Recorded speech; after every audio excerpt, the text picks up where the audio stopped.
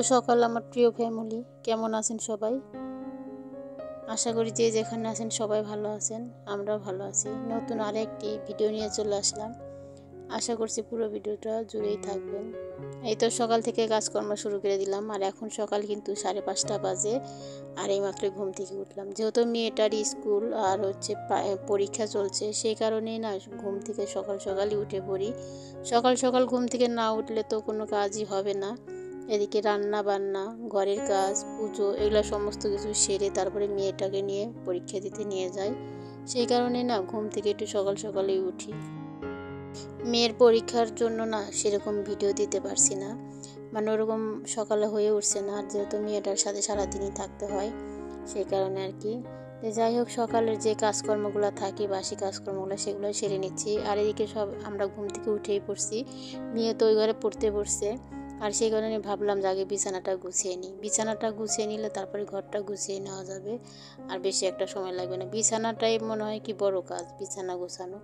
তো যাই হোক, কিছু জামা কাপড় ছিল, সেগুলো এখন গুছিয়ে নিচ্ছি। এগুলো এখন ভাঁজ করে যেখানে যেটা থাকে রেখে দেব। এখনও যেরকম গরম আছে সেরকম কিন্তু বৃষ্টিও হচ্ছে। এই যে বৃষ্টি হচ্ছে তারপরেও কিন্তু গরম যায় না। কাপড় চোপড়গুলো না শুকায় না, সেই কারণে ঘরের মধ্যে আবার এনে দিতে হয়।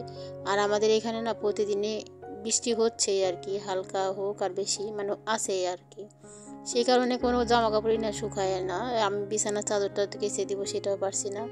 তো যাই হোক, সেগুলো এখন গুছিয়ে নিলাম। আর এগুলা যেহেতু ঘরে দেওয়া ছিল, মানে ফ্যানের বাতাসে শুকিয়ে গেছে, আর সেগুলোই এখন মানে ভাঁজ করে রেখে দিব।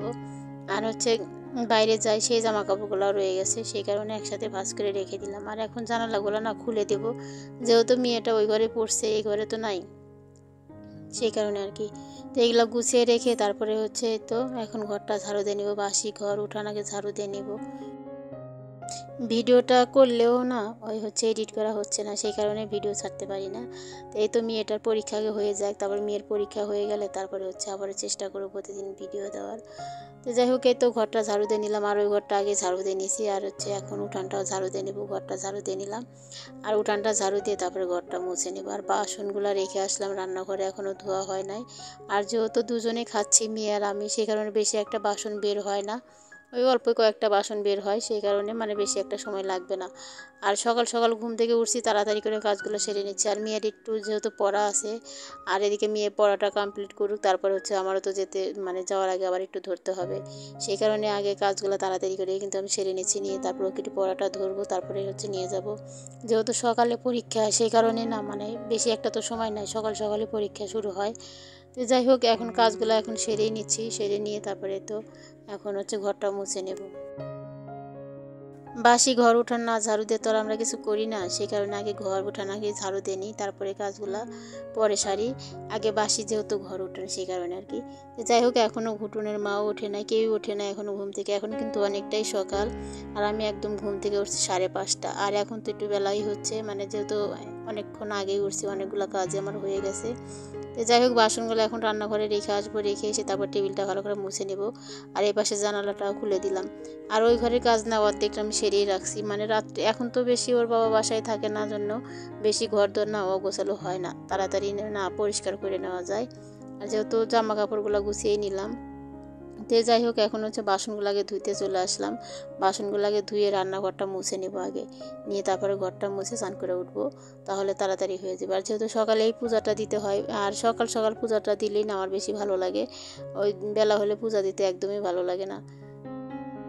কয়েকদিন তো নিমন্ত্রণ খেয়ে বেড়াইলাম। আর এখন যেহেতু মেয়েটার পরীক্ষা, এই তো একটার পর একটা না লেগেই থাকে আর কি, আর কোনো কাজই সেরকম হয়ে ওঠে না। আর যেহেতু কয়েকদিন নিমন্ত্রণ ছিল, না যেও পারি নাই, যেতে তো হবেই।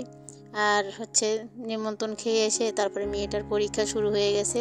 আর যেহেতু মেয়েটা এখন হাই স্কুলে, সেই কারণে পড়ার চাপটাও কিন্তু বেশি, পরীক্ষা যেহেতু, সেই কারণে ওকে একটু সময় দিতেই হবে আমাকে।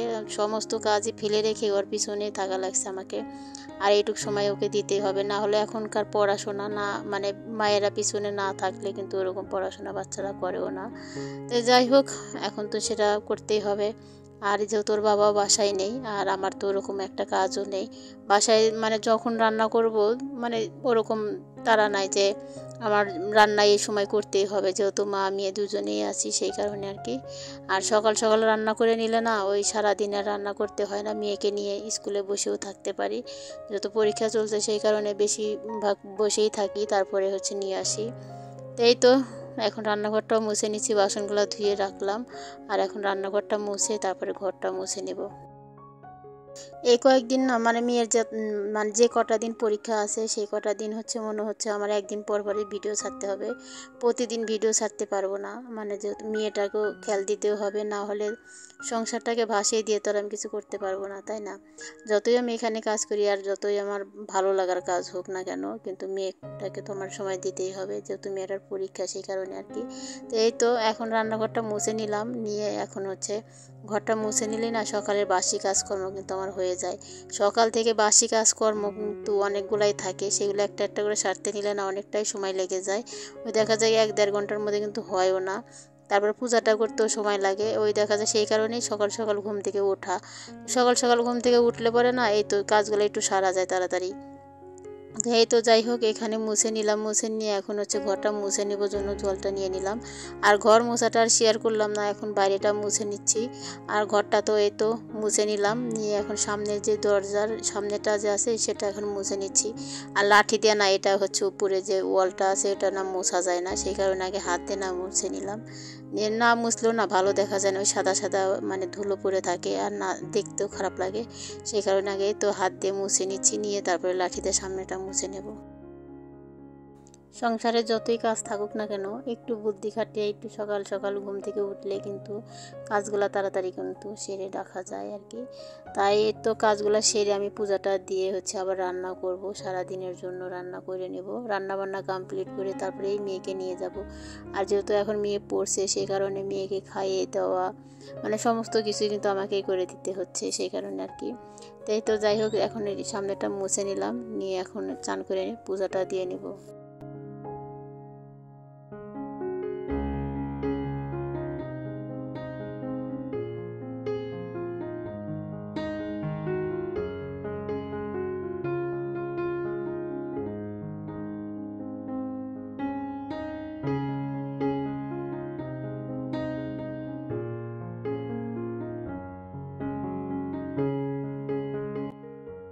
আমার গাছেই না এখন অনেক ফুল ফোটে, আর ফুলের জন্য আমাকে কোথাও যেতে হয় না। অনেক দিন হলেও তো ফুলের জন্য কোথাও যাই না।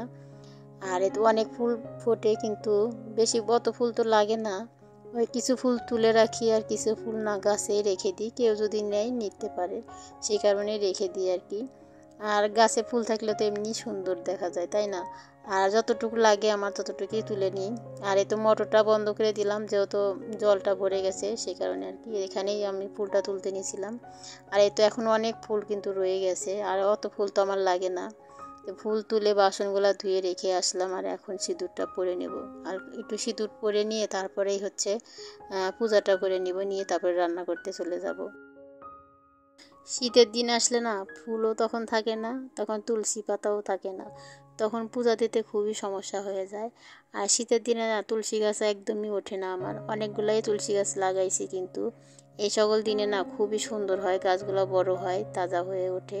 আর যেই শীতের দিন চলে আসে আর একদমই গাছ টেকে না, যেহেতু রোদ আসে না শীতের দিনে। আর এখন তো রোদের অভাব নাই, বাসার মধ্যে তো প্রচুর পরিমাণ রোদ, ঘরেই থাকতে পারি না এত রোদ। আর শীতের দিন একদমই রোদ আসে না, সেই কারণে গাছগুলো কিন্তু আমার টেকে না, নষ্ট হয়ে যায়। আর যাই হোক, এবার দেখা যায় টেকে কিনা, যেহেতু গাছগুলো এখন উপরে দিছি ইট দিয়ে না উঁচু করে, তার উপরে তুলসী গাছগুলো রেখে দিছি। আর একদম 3-4টা টবের মধ্যে না তুলসী গাছ লাগিয়ে দিছি। আর একটা না একটা তো থাকবে। তো যাই হোক, দেখা যায় কি হয়। আর এখন রান্নাঘরে চলে আসলাম। এই তো এখন বাসনগুলো যে ধুয়ে রেখে দিয়েছিলাম সেগুলো এখন গুছিয়ে নিলাম, নিয়ে এখন রান্নাটা বসিয়ে দিব। আর আগে একটু চা খাবো, চা না খেলে তো কিছুই ভালো লাগে না, চা না খেলে কোনো কাজের মধ্যেও মন বসে না, মনে হয় যে কি খাই না। এই তো একটা অভ্যাস হয়ে গেছে, বাজে অভ্যাস। এই অভ্যাসটা কিন্তু ভালো না। আর আগে কিন্তু কখনো আমি চা ওরকম খাই নাই, কিন্তু আমার বাবা না প্রচুর পরিমাণ চা খেত, সারাদিনই চা খেত। আর আমরা কেউ খাই নাই ওরকম। বাবাকে খেয়াল পারছি যে বাবা তুমি এত চা খাও কেন।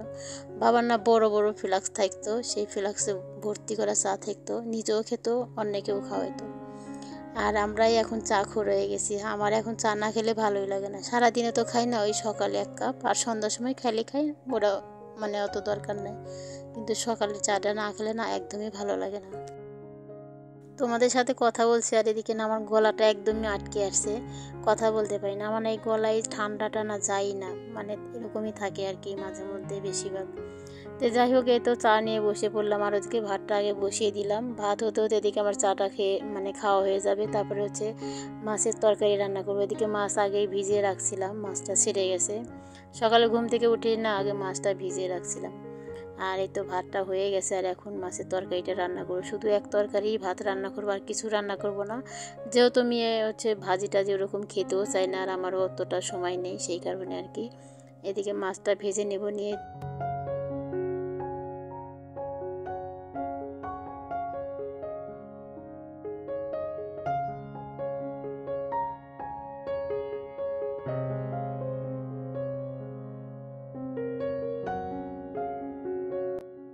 কথা বলতে নিলেই না মনে হয় গলাটা একদমই কে জানি চিপে ধরে আছে।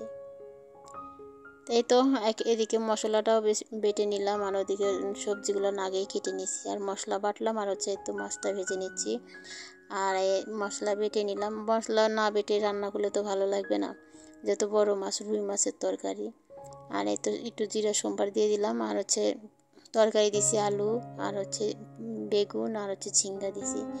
আলু আর ঝিঙ্গা দিয়ে তরকারি রান্না করলে না ভীষণ পছন্দ করে আমার বর, ওর কাছে খুব ভালো লাগে, বেগুনের চেয়ে ঝিঙ্গে বেশি পছন্দ করে।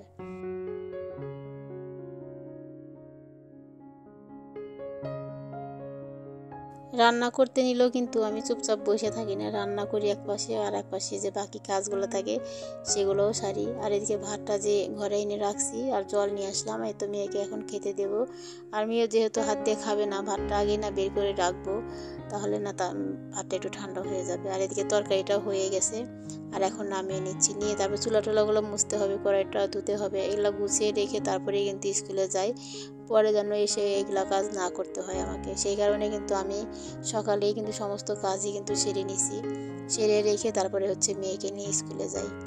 আর এখন ভাতটা বের করে দিচ্ছি আর মেয়েকে মানে খাইয়ে দেবো। আর আমি না হালকা একটু খেয়ে যাই, না হলে যেহেতু বসে থাকি, না হলে না অনেকটাই ক্ষুধা লেগে যায়। কালকে না একদম না খেয়ে গেছিলাম, আর একদম অনেক বেলা পর্যন্ত ওখানে বসেছিলাম, আসতে পারছিলাম না, আর এই তো ভালো লাগে না। আজকের ভিডিওটা এই পর্যন্ত রাখছি, আবারও দেখা হবে নতুন ব্লগের সাথে, ততক্ষণ সবাই ভালো থাকবে।